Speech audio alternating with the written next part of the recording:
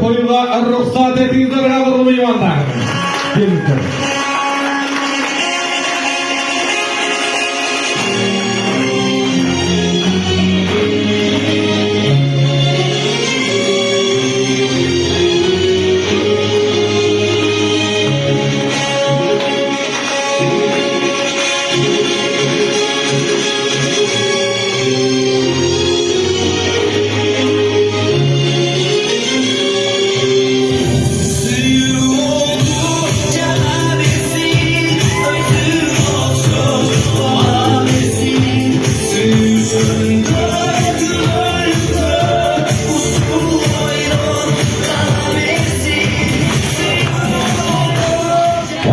Cildin ağızı iyi toçta, kuşbuğun bekim olsun diye kutlukta koysanızlar olalım meymanlar. Allah'tan biraz versin.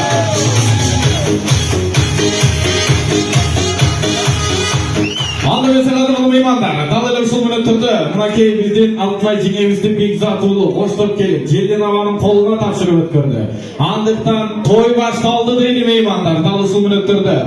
Moskva talaplarının jedekçisi barımızlarga toydun şangını açıp verip koyu üçün ulara Avazbek Avazbek'e başlamakçı. Kolşalar meymanlar.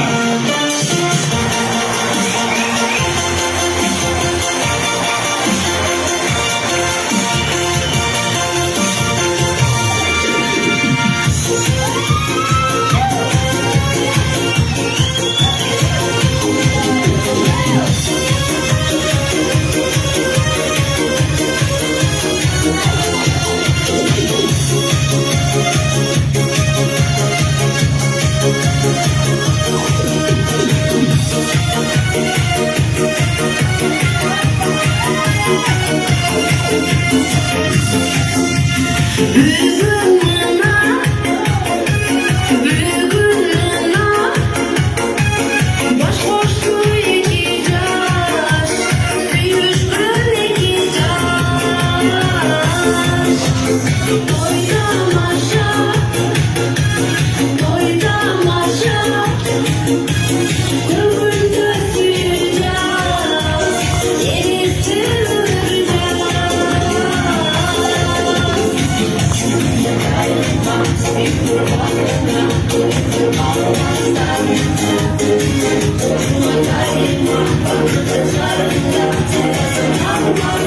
you.